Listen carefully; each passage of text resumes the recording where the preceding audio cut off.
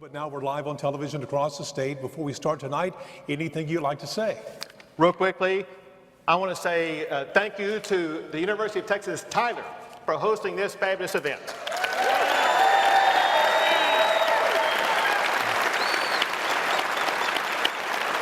And thanks to Nexstar for broadcasting this event across the entire state of Texas. There you go.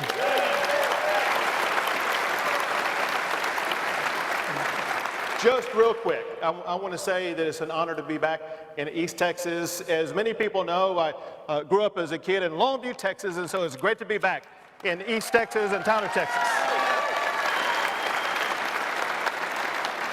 But very importantly, I want you to know this.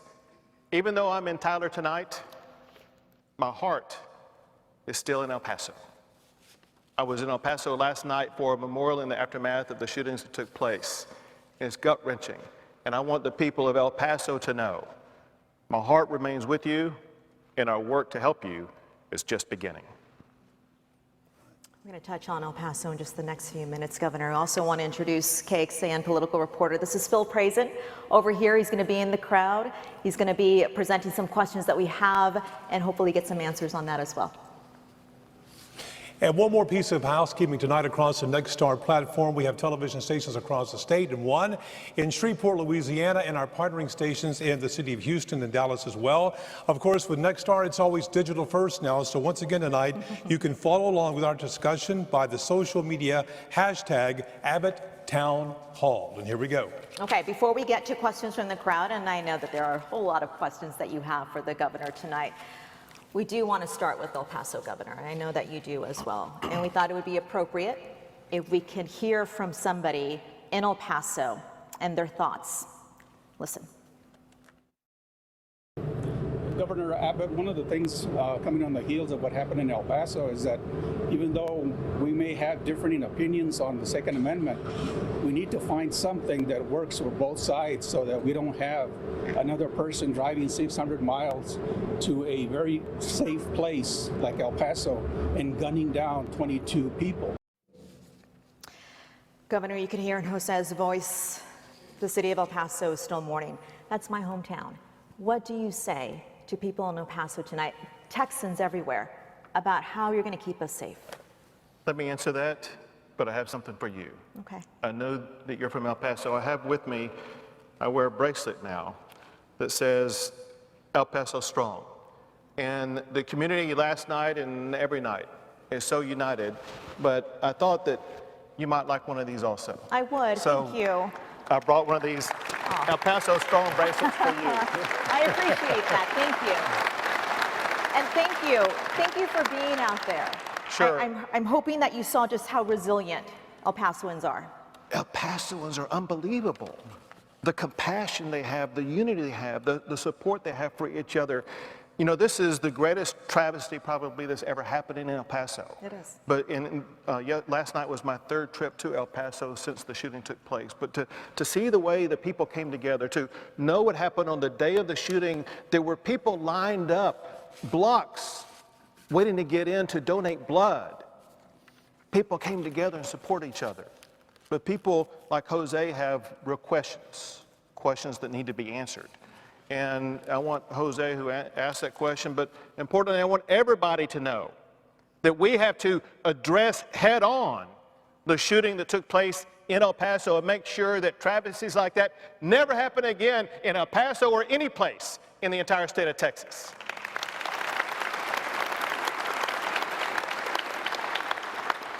One thing that he talked about was Second Amendment rights, but also what led someone to drive 600 miles over to El Paso to do this. And you don't have to wonder, because the person who did it, the killer, wrote it in a manifesto. He said in that manifesto that the reason why he made this attack is because of racism, because of hate, because of his desire to eliminate people from the face of the earth. This is an enraged killer. So we need to get to the root of that. And the beginning of that process happened yesterday, when for the first time in the history of the state of Texas, a governor has used constitutional authority to create a task force dealing with domestic terrorism. We need to call this what it is and approach it for what it is, root out racist domestic terrorism, whether it be in El Paso or any other part of the state of Texas, and make sure this never happens again. There's going to be multiple steps we take to achieve this goal. First is with this domestic terrorism task force that will be operating year-round, working on these challenges. In addition to that, I will be announcing next week the same process that we used in the aftermath of the shooting at the school in Santa Fe. We had 3 days of roundtables. We will have roundtables, or it may have another name to it, where we will be including all of the delegation of El Paso, as well as other leaders from across the state of Texas, where we will put every issue on the table. We will bring together the brightest minds to help us solve the issues that Jose was asking about, to make sure that we are going to be able to address head on what caused this deranged killer to go to El Paso to commit this killing, and what we as a state can do. I want to remind everybody of this. We have 2 of your great state representatives here, one of your state senators here, and in the aftermath of the Santa Fe shooting, after those roundtables that we had, we worked for months to process those ideas. And when this session ended this past May, I signed more than 20 proposals into law to make Texas safer after the shooting that took place at Santa Fe High School. We will do the same for El Paso, Texas.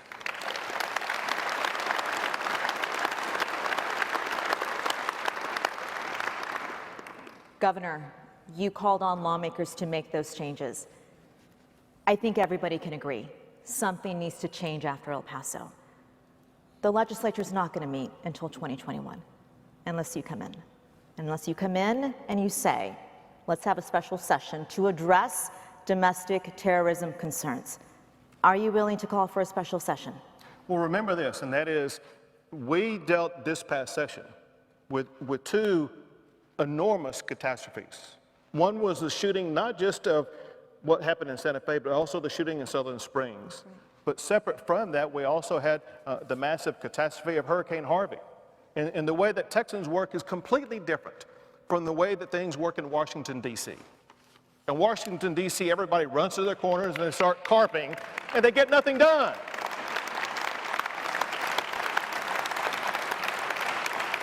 Texas is different. Our goal is not to go to Austin, Texas, and for people to fight with each other. Our goal is to make sure that we find strategies of laws that we can pass that will make Texas safer. My point is this. After the shooting in Santa Fe, after the shooting in Sutherland Springs, after Hurricane Harvey, we didn't rush in to have a special session. Legislators work full-time on legislation. We will all work together on the best ideas and strategies and vet them the way they need to be vetted to make sure that we're going to come up with laws that will pass and work. But remember this, government doesn't require the legislature to be in session in order for it to work. There are so many levers that the governor has available to him that we're going to be able to begin executing right now for us to be able to make sure that El Paso and other communities are safer right now. And so we are not hesitating whatsoever. It doesn't require a special session for Texas to act, because we will act without a special session, but we will also be working between now and the next session to make sure we have the laws in place to keep El Paso safe and to keep Texas safe.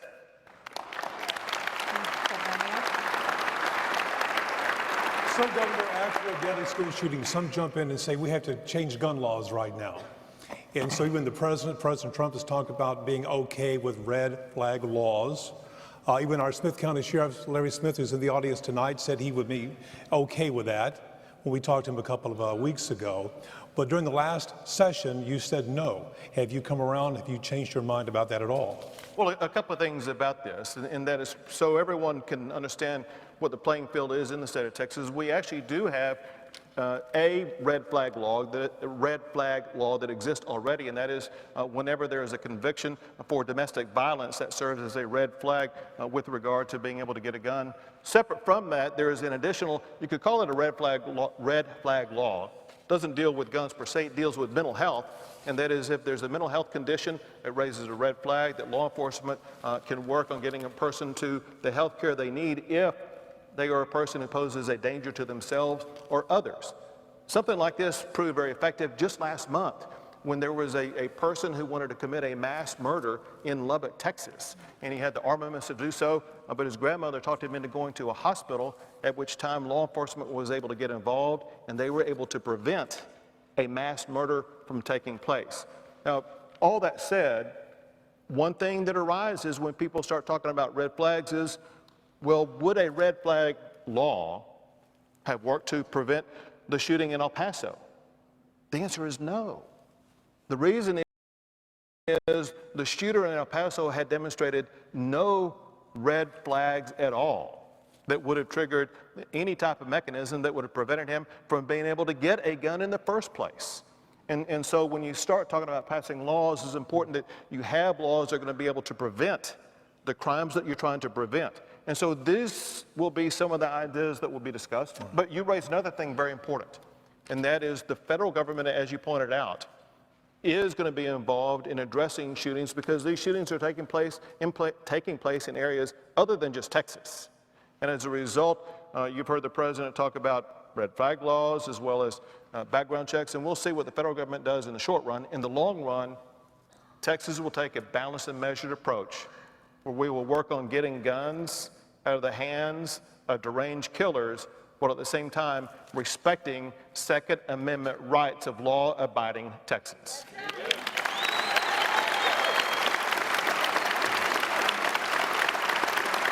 All right, so Phil in the audience. Governor Abbott, as you know, there is a scandal happening in the city of Austin. The Texas Rangers are investigating the Speaker of the House, Dennis Bonnen. He's been publicly accused of a backroom deal, offering press credentials, access, in exchange for campaign work against his rivals. Should that kind of conversation be happening in the Texas Capitol? Candidly, what is taking place right now is the best thing that could happen, and that is getting the Texas Rangers involved. They are highly regarded, respected. They are the elite investigating agency here in the state of Texas. We need to get to the bottom of this and get to the bottom of it quickly. If they find out that anything bad happened, action needs to be taken. On the other hand, if after their investigation they say nothing bad or illegal happened, we need to move on. But I don't know any of the facts of what happened. I do know this, and that is working with Speaker Bonnen this past session, we were able to pass remarkable reforms to reduce property taxes, to reform school finance, and so many other things. And so he was a good partner in working to make this a very successful session. Just one quick follow-up on that, because I know ethics are an important issue for you. You've not just called for ethics reform once in the legislature, but twice. Some people have called for him to resign. Do you agree with them? It's premature. We need to find out what the Rangers are going to find. All right, Okay. thank you. Governor, thank you. Lots of questions from the crowd here in Tyler tonight. We're going to get to those questions with Phil, who has one of our members of the audience. A question from them. Yes, this is Wood County Sheriff Tom Caslew with a question about immigration. Good evening, Governor Abbott. Welcome to East Texas. Thank you, Sheriff. I'm a 23-year retired field operations supervisor for the United States Border Patrol. I spent my time on the Mexican border and on the Canadian border after 9/11. Illegal immigration to this country is a federal issue. Yet the state of Texas is spending resources. We're sending the DPS troopers. We're sending down the National Guard. But they lack the arrest authority to do anything with these. And I understand that we're using them to backfill positions like for mechanics and for secretaries. But they're actually not boots on the ground when it comes to enforcement. So what I'm trying to do is there something that you can tell us about to make us feel better about the tax money going toward the border, to make sure it's being spent appropriately and effectively? Absolutely. First, so people will know exactly what we've done. Each session we make appropriations or spend money for a 2-year period. We just finished a session where I signed a budget that appropriates $800 million, where Texas is working to help and do our part to secure the border. And Sheriff and everybody else, understand this. There's one reason and one reason only why we have to spend this money, and that's because the United States Congress is not doing its job to secure our border.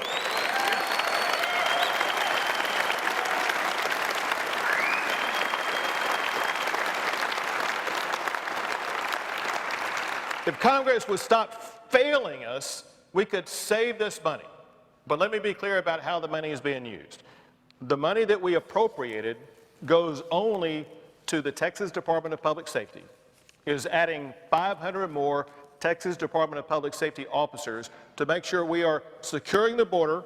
And when I say that, understand this. Some are on the border themselves. You're not allowed to get on your phone now, but you can later on get on your phone and find out what the Texas Department of Public Safety was doing earlier this summer and in the spring as they were able to help prevent people coming across the border in Eagle Pass and some other locations. And so they are literally there on the border, and the Department of Public Safety does have the authority to make arrests under certain conditions. Point one. Point two about what the Department of Public Safety does, and that is, remember the people coming across the border aren't just people looking for a better place to live or looking for a place to work. There are drug cartels involved in this. There are gangs, there are human traffickers, and it's the job of the Department of Public Safety, if there's anybody who's coming across the border committing crimes in the state of Texas, we want those people arrested and put behind bars, and the Department of Public Safety has the authority to make those arrests. Governor Abbott. Phil, if I could just finish real quick, and that is, he asked about the National Guard. Understand why I deployed 1,000 National Guard. This happened in June. In June, in the first 3 weeks of June, those 3 weeks alone, there were 45,000 people who came across the border illegally. And get this fact, they came from 52 different countries. As governor, I cannot just stand back and let that happen and just wait on Congress to step up, which they would never do. So I deployed 1,000 National Guard to the border to help out. And here's what they're doing and how they are adding 1,000 new boots on the ground. When the Border Patrol makes an arrest or detention of someone, as you probably know, Sheriff, there's paperwork that has to be complied with. There's the movement, the transportation of them from one place to another. Whenever Border Patrol agents are engaging in those types of activities, they're not on the border where they need to be, working on making the detentions and arrests they need to be making. And by the National Guard filling those roles, it basically adds 1,000 more Border Patrol agents to do their job to help secure our border. Governor, just a quick follow-up on that. How do you measure success off of the National Guard troops there? Are there any specific metrics you're going to look to say, yes, we're getting our money's worth or not? You know, it's difficult to come up with a metric that works because what would be a metric as to whether or not the Border Patrol is effective and whether or not we should fund Border Patrol. Well, what would happen if we didn't fund Border Patrol? It would be open border season. That's what would happen. That's why it's necessary for us to fund Border Patrol. In fact, what Congress needs to do, Congress needs to better fund Border Patrol. That will help secure the border. But in the meantime, Texas will do everything we can to step up and do our part to secure the border. Understanding this last point, which is hugely important. In Texas, we fully embrace legal immigration. Our job is focused on preventing illegal immigration.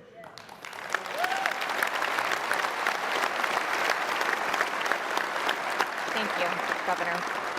Another question from the crowd over here to the left, Governor, is Daniel Klecker. And Daniel is actually a student, incoming freshman student here at UT Tyler, correct? Yes, ma'am. Welcome. Congratulations. All right, so with the recent announcement of the retirement of U.S. Representative Kenny Merchant, that marks the 4th Texas GOP member of the United States Congress to announce their retirement within the past 6 months. What does this mean for the future of Texas politics, and does this represent a shift in the values and goals of the Texas GOP party? If so, where do you believe they're shifting to? Well, first, congratulations to you. So you're an incoming freshman here at the University of Texas, Tyler? Yes, sir. Congratulations to you. You studying political science? Yes, sir. There you go. Do you want my job one day? Listen, there are retirements every year. It could be Congress, it could be Senate, it could be the Texas House or Texas Senate. He had been there, I don't know how many years, but there is a time for all of us to go. Believe it or not, there's going to be one day when I retire also. Hopefully not anytime soon. But people can't stay in office forever. That's point one. But let me answer the other key part of your question, and that is there any big dynamic change going on in the state of Texas? No, the political ties of the state of Texas are not staying. Texas is a red state. It is going to stay a red state after this next election.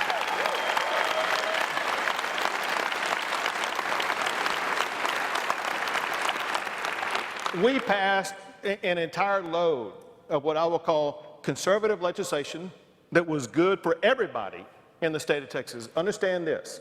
In addition to passing the property tax reform package that we did, we also passed a balanced budget that satisfied all 4 constitutional limitations on spending while also using $5 billion to buy down your property tax rates on average by about 7% across the entire state of Texas. But also on top of that, we had a freedom agenda, an agenda that ensured that we would free people from government overreach by passing laws like banning red light cameras, by protecting free speech on college campuses like this, guaranteeing you the right to speak your conservative values here at UT Tyler, by legalizing the ability of youngsters in Texas to have lemonade stands without having to get a permit from their city to be able to sell lemonade. And let me mention just one last one that's important because you are a part of it. We passed a proposition in this session that's going to be on the ballot this November where you can help drive a stake through the heart of Texas ever having an income tax. Vote yes for Proposition 4 and prohibit an income tax in Texas.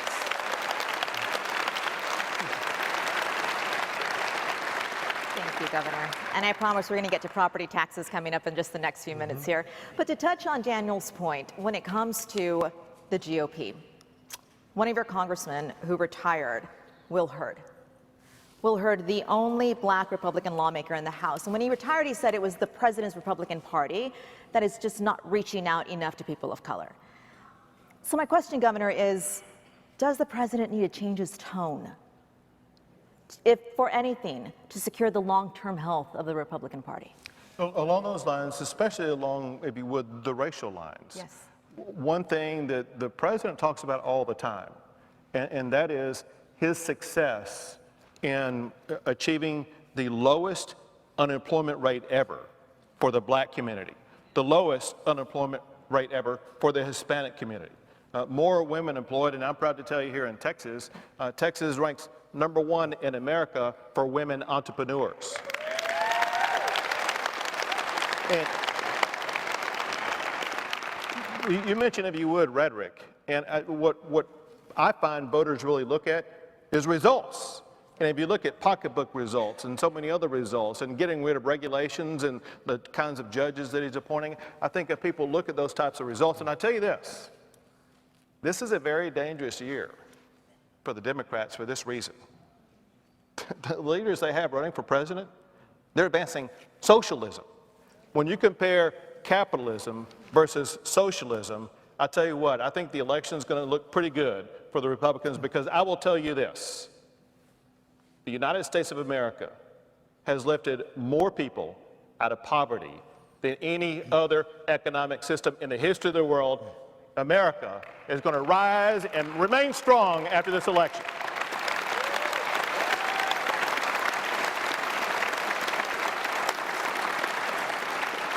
Governor, thank you. Our next question is from Jeffrey Adrich in Austin, from where you live. Take a listen.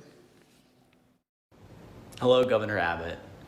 With the population of Texas continuing to grow and our urban corridors becoming more and more dense, what are your plans and policies to include a forward-thinking transit Texas one that might include high-speed rail. Let me ask you about that, because every time I read about the Dallas Morning News, it's always, it'll help people who live in Dallas, in Houston, in Austin, or whatever. But whenever that happens, a lot of people's personal land is being plowed up because of that, right? A lot of people sit again. People's land is being annexed. Right.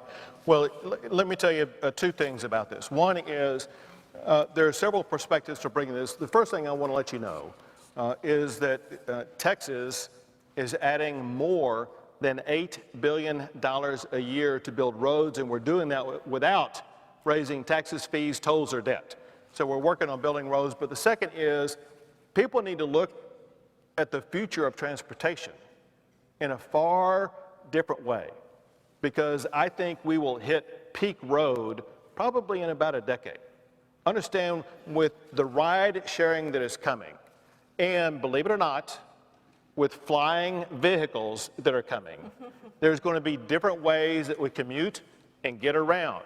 I know a man who is building a parking garage in downtown Dallas, but he's building it in a way where 10 years from now, it will be able to be converted into apartments, because they will no longer need that parking garage in downtown Dallas because of changes in the way that people commute. Leave it to the advancements of technology and ingenuity that is unparalleled in the United States of America to come up with different ways for people to commute and travel. That is going to be the answer to Jeffrey's question. And also a follow-up here, Governor. Here in East Texas, we're having trouble with Toll 49, a new freeway expansion here, displacing families, farmland, that sort of thing. So what would you say to people who may be paying the price with the land they own? You know how sacred the land is for Texans. Right. What's your stance on that? Private property rights are paramount, and we must protect private property rights in Texas. All right, Phil? Governor, this is Eldon McCurley, who's from Smith County. Eldon, what's your question? Good afternoon, Governor. How you doing? This, as a Smith County property owner, taxes are very important to me, paying them. This last legislative session, what did you and the other lawmakers do to lower our property taxes? Well, thank you for the question, but I understand your pain. I want you to know that we've heard similar stories from people around the entire state of Texas that property taxes are making it unaffordable to live in a house or to rent a place to live, or even for a business to stay open. And that's why we worked with your senator and your House members to make sure that we had transformative property tax reform. We did these three things. One, we used more than $5 billion to reduce your property tax rates. On average, across the state of Texas, that will be about a 7% reduction in the first year, with an increased reduction in the second year. I read in the Tyler newspaper that in your independent school district, it looks like in the first year, it'll be about a 6.7% reduction in your property tax rate.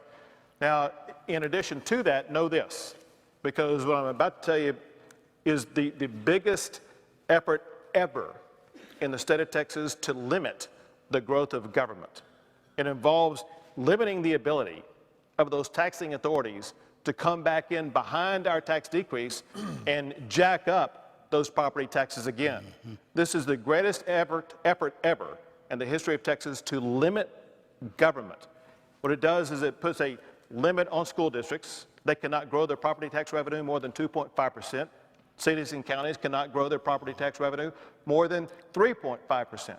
As a result, even if your property values skyrocket, they will not be able to increase their property taxes. In fact, they will be required to decrease their property tax rates to stay within the property tax limits. Bottom line is this: you deserve to own your home as opposed to paying rent to government, and we did more to effectuate that end than ever before in the history of the state. Good, thank you. One quick follow-up on that, Governor. Senate Bill 2, as you mentioned, really it will slow the growth of property tax, save money in the future. There was another idea that you pushed for in the legislature that did not pass, a raise of the sales tax in order to buy down people's property taxes, and that would have lowered much more taxes than they are currently. The legislature didn't go there with you. Are you going to bring that back next session, or are you going to accept defeat on that? No, this is a conversation people need to have, because people need to understand what the conversation is. And that is, you want lower property taxes. Everybody wants lower property taxes. The issue is, are we going to achieve lower property taxes incrementally, just a tiny bit year after year, or are we going to be able to meaningfully cut property taxes? My preferred goal would be to cut property taxes by 25%. By 50%, or maybe get rid of property taxes altogether. In order to achieve that, though, you have to have another revenue stream to pay for that. The one that most people have supported as an alternative is a consumption tax. If people are willing to do that, I'm for it. But listen, this has to be something that people buy into. If people are against that, they can be assured of what we will do. We will work every single session to achieve greater property tax reduction. If I could, let me add one last thing that I omitted from my answer earlier.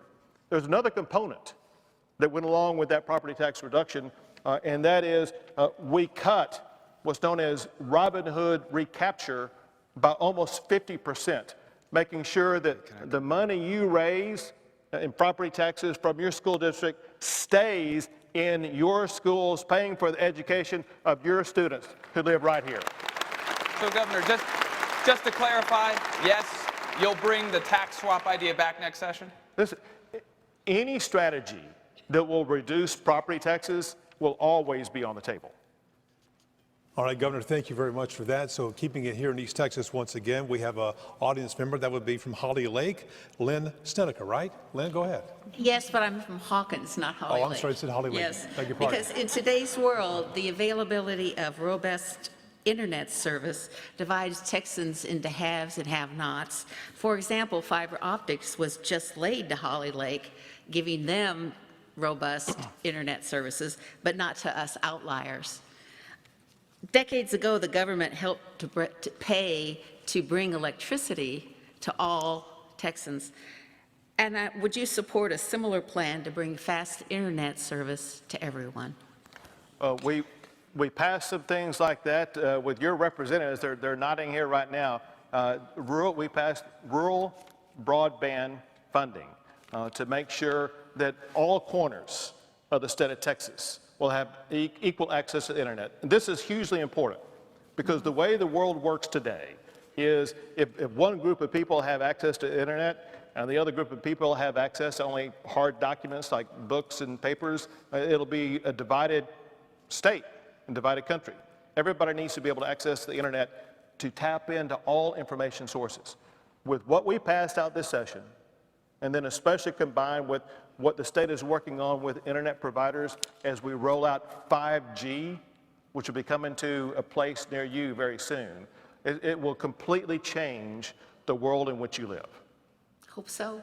Count on it. Governor, thank you. Now to Phil with an audience member. Governor, we want to introduce you to Mason Combs. He's from Tyler Boy Scout Troop 356 and recently received his Eagle Scout Award. Well,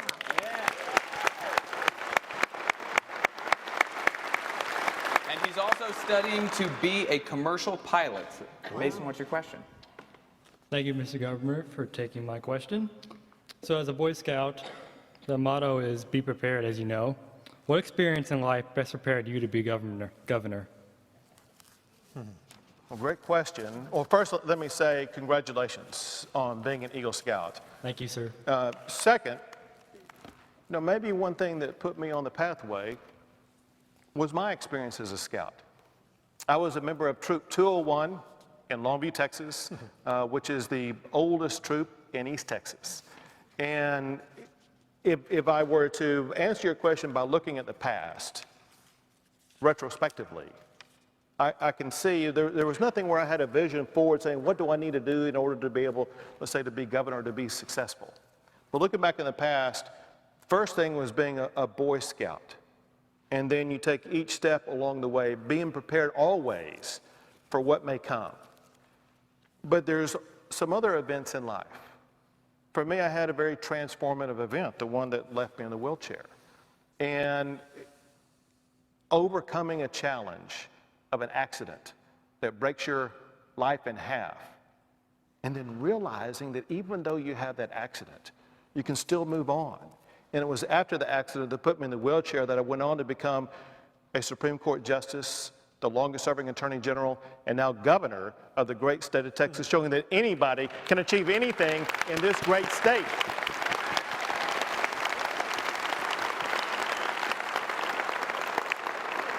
But, so putting all that together and then thinking precisely about your question, you know, one thing that it takes more than anything else is a passion. Being born in Texas, being raised in Texas, living in almost every part of our entire state, I have a passion for this state, a passion for its people, a passion for the true exceptionalism that Texas has. I truly believe in my heart, Texas is the best state in the entire United States of America, and I wake up every single day to keep it that way.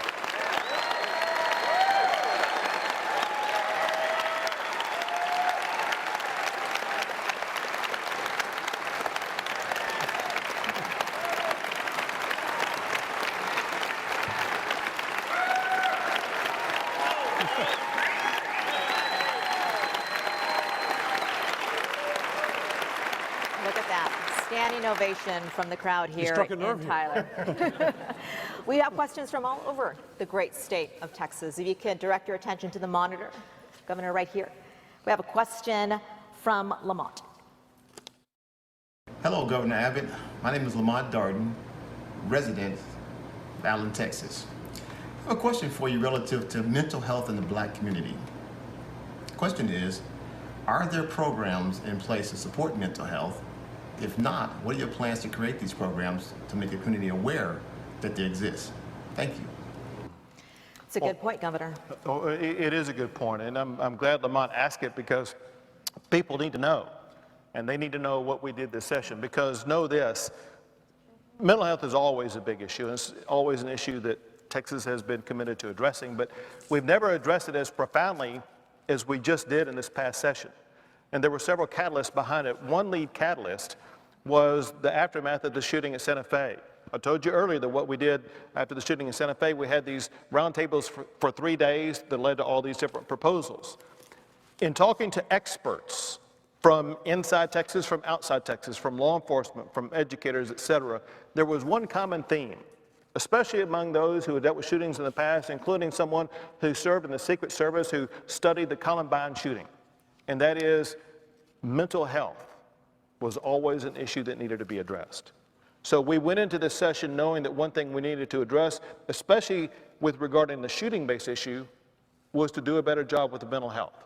But then we built upon that, and we passed what's called a mental health care consortium that brings together all of our universities in the state of Texas, having them work together to address the needs that Lamont was talking about. We know that we as a state can and we must do a better job of addressing the mental health needs. So part of it is doing that study, but part of it is making more resources available to those who need it and informing people about how they need it or how we provide it. And so I'm glad Lamont asked the question, and just know that we provided a record amount of funding to address mental health needs in the state of Texas this past session.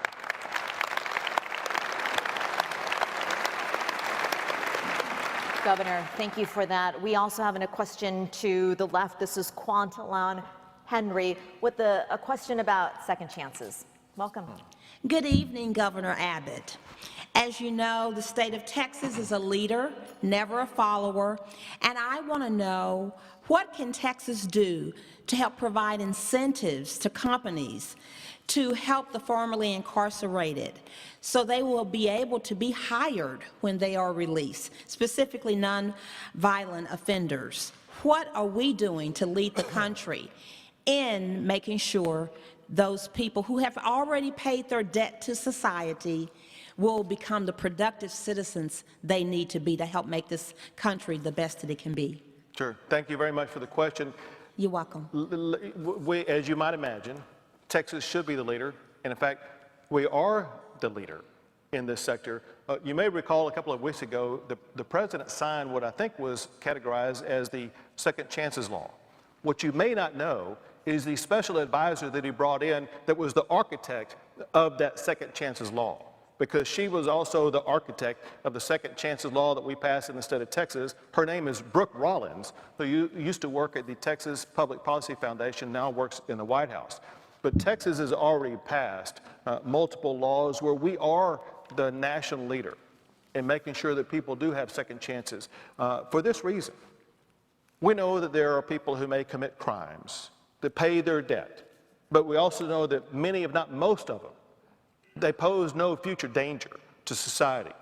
We don't want to let them out of jail and just let them wither on the vine or do nothing. We want to help promote them to being productive citizens in the great state of Texas. And so we have signed multiple laws, such as the check the box law and other laws to make sure that employees are going to have a chance to apply for a job. I'm sorry, it's ban the box law, not check the box, ban the box law, to make sure that people are going to have that second chance to get a job. But separate from that, you need to know what the private sector is doing, because it's very robust. There's the owner of the Omni Hotels, his name is Bob Rowling, is one of the leaders in this and working with the private sector across the entire state of Texas, where he focuses on employing those who have been incarcerated in the past, giving them economic opportunity to get a job and put them on the pathway to being productive citizens in our state. We want every man and woman in this state to have their own chance at the unique brand of economic prosperity that Texas offers. It doesn't matter if you have an arrest record, we want you to have a job. Thank you, Governor.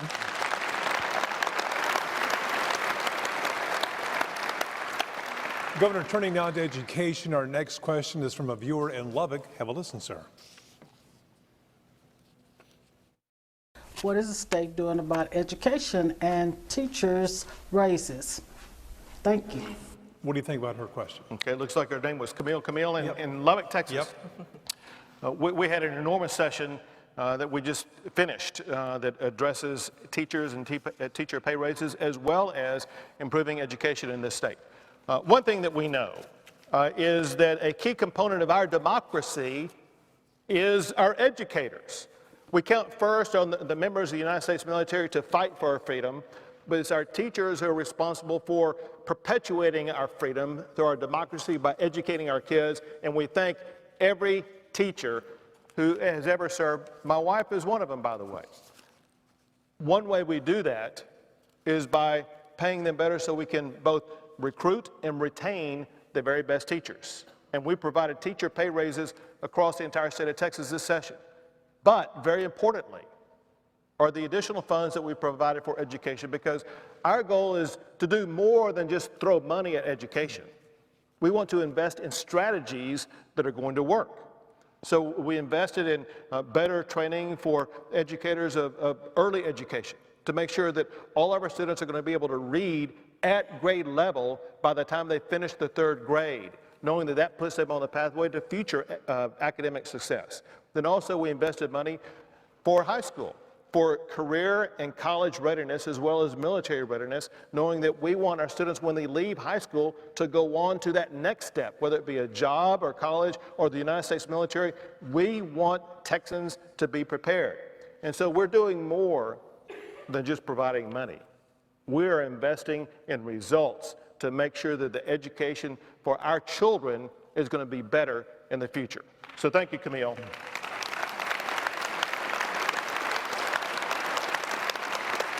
So, Governor, another question for me. So tonight I'm going to be taking care of the home folks here. In Texas, we have all sorts of weather phenomenon, tornadoes, we have snow, we have hurricanes, everything else. And a couple of months ago, back in April, in Alto, along with San Augustine, as well as the city of Canton, a tornado outbreak, but the worst of which was in Alto. So pretty much everyone jumped in to help quickly. We appreciate that. The state came down, the alphabet agencies took a look. FEMA shows up, but the property values are so low, they did not meet the federal guidelines to get help. Now, you were kind enough to sign a declaration of disaster. We appreciate that, but still people are hurting down there, and the progress has been so slow. How can you help? A couple of things. One is, so everybody can understand how all this FEMA process works. It's technical. It's technical. I can do it in one sentence, and that is, in order to qualify for FEMA funding, you have to meet a certain dollar threshold of the amount of damages that have occurred. And as you pointed out, in Alto, the sufficient level of dollar damages was not met in order for FEMA to be triggered. I was able, as you pointed out, to declare a state disaster. What that does, it triggers what's called the Texas Division of Emergency Management. And what we did this session is we redesigned the Texas Division of Emergency Management to make them a whole lot more responsive. And we have a former fire chief, Chief Kidd, who runs this, and he is very responsive, and he's probably hearing this right now. Chief Kidd, you need to contact the people in Alto, Texas, and get on top of that and address whatever issue they may have to get fixed. I bet he will respond. So tell me who we should contact. Several folks said the mayor or the county judge, county everybody judge. else. Contact the county, Nim Kidd. Contact the county judge. And He's been called out. That's the way we get business done in the state of Texas. Mark my words, Nim Kidd will probably have contacted that county judge before this TV show is over. And that's good because they need the help. Thank you very much. And a different way of calling out. As a parent, I look forward to my kid bringing home the report cards, right? Because I get to figure out exactly where they are. The TEA, the state, came out with its list of grades, grading every single school district. And here in Tyler, you're doing really good. You got a B, which is excellent. But when we take a look deeper at the report from the state governor, we find out that it's only the white students who are meeting the goals.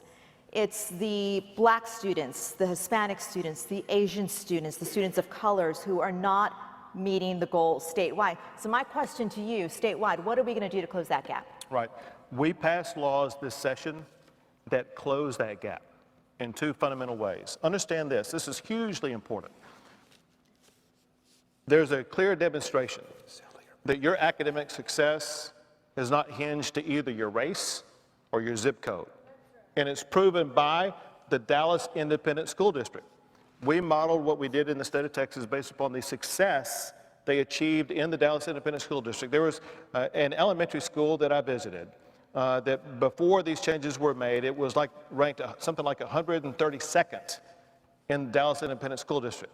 After just a couple of years of changes where you put the best teachers, pay them more, and put them in the most challenging classrooms, success was achieved. They went from 132nd to being second best in all of the Dallas Independent School District. Similar changes occurred throughout Dallas, and these were either primarily of or solely of racial minority, high poverty students. So it doesn't matter your income level, your race level, or your zip code. We know through strategies, all students can succeed. And when I was talking earlier about funding strategies through the funding we provided for school finance, it was exactly those types of strategies so students will be able to achieve successfully regardless of what their background is.